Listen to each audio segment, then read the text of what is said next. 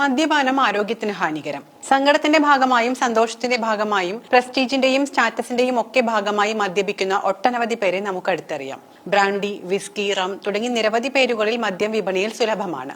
എന്നാൽ എന്താണ് റം എന്നോ ബ്രാൻഡി എന്നോ ചോദിച്ചാൽ ചിന്തിക്കേണ്ടി വരുന്നവരാണ് ഈ മദ്യപിക്കുന്നവരിൽ ഏറെയും. അതുകൊണ്ട് തന്നെ ഇന്ന് പറയാൻ പോകുന്നത് മദ്യത്തെക്കുറിച്ചാണ്. കുടിക്കാത്തവർ മദ്യം എന്ന് കേൾക്കുമ്പോൾ മുഖം ചുളിക്കേണ്ട. ഒരറിവും ചെറുതല്ല, വെറുതെ ഒന്ന് അറിഞ്ഞു വെക്കാം നമ്മൾ കേൾക്കാറുള്ള വിവിധ മദ്യങ്ങളെ കുറിച്ച്. കത്തിച്ച വൈൻ എന്നർത്ഥമുള്ള ബേൺഡ് വൈൻ എന്ന വാക്കിൽ നിന്നാണ് ബ്രാൻഡി എന്ന പദം ഉണ്ടാകുന്നത്. മുന്തിരിയിൽ നിന്നാണ് ബ്രാൻഡി ഉണ്ടാക്കുന്നത്. 40 മുതൽ 60% വരെ ആൽക്കഹോൾ ഇതിലുണ്ടാകും. പാശ്ചാത്യ ലോകത്തിൽ അത്താഴശേഷം കഴിക്കുന്ന പാനീയമാണ് ബ്രാൻഡി. അടുത്തത് പറയുന്നത് വിസ്കിയെ കുറിച്ചാണ്. വേവിച്ച ധാന്യം പുളിപ്പിച്ച് അത് മാറ്റിയെടുത്ത് മരവീപ്പകളിൽ സൂക്ഷിച്ച് പഴക്കിയെടുക്കുന്ന മദ്യമാണ് വിസ്കി എന്നറിയപ്പെടുന്നത്. ബാർലി, റൈ, മാൾട്ട്, ഗോതമ്പ് എന്നീ ധാന്യങ്ങൾ ഇതിനായി ഉപയോഗിക്കുന്നു. വിസ്കി പ്രധാനമായും 2 വിധമുണ്ട്, മാൾട്ടും ഗ്രെയിനും. ധാന്യം കുതിർത്തി ഉണക്കിയെടുക്കുന്നതാണ് ഗ്രെയിൻ എന്ന് പറയുന്നത്. മോൾട്ടഡ് ബാർലിയിൽ നിന്നും ഉണ്ടാക്കുന്ന വിസ്കിയാണ് മോൾട്ട്. റമ്മിനെ കുറിച്ചാണ് ഇനി പറയുന്നത്. കരിമ്പ് ഉൽപ്പന്നങ്ങളായ മൊളാസസ്, കരിമ്പുനീര് എന്നിവ പുളിപ്പിച്ചും വാറ്റിയും തയ്യാറാക്കുന്ന വാറ്റുമദ്യമാണ് റം. നാവികരുമായി അടുത്ത ബന്ധമുള്ള മദ്യമാണിത്.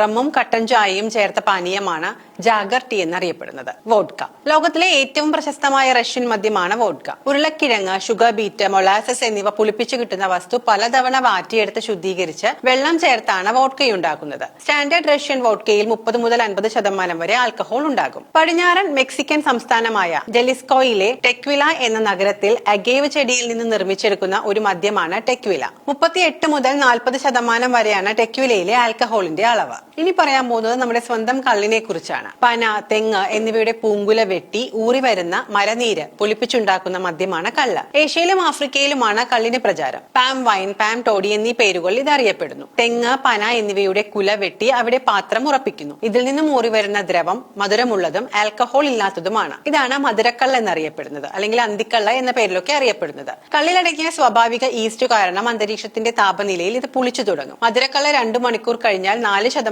ആൽക്കഹോൾ അടങ്ങിയ കള്ളായി മാറുന്നു. ഒരു ദിവസം കൊണ്ട് പുളിപ്പും വീര്യവും ഉള്ള മൂത്ത കള്ളാകും. കള്ള അധികം പുളിപ്പിച്ചാൽ വിനാഗിരി ഉണ്ടാക്കാൻ സാധിക്കാറുണ്ട്. ഗോവയിൽ മാത്രം ഉണ്ടാകുന്ന കശുവണ്ടിയുടെ മദ്യമാണ് ഫെനി എന്നറിയപ്പെടുന്നത്. ഇത് തെങ്ങിൻ കള്ളിൽ നിന്നും ഉണ്ടാക്കാറുണ്ട്. ചാരായം, വില്ലേജ് ജിൻ, കൺട്രി വിസ്കി എന്നൊക്കെ ഇത് അറിയപ്പെടാറുണ്ട്. ഇനി പറയുന്നത് നമുക്ക് എല്ലാവർക്കും അറിയുന്ന വൈനിനെ കുറിച്ചാണ്. മുന്തിരിച്ചാറ് പുളിപ്പിച്ചുണ്ടാക്കുന്ന മദ്യമാണ് വീഞ്ഞ്. യൂറോപ്പാണ് വീഞ്ഞിന്റെ നാട്.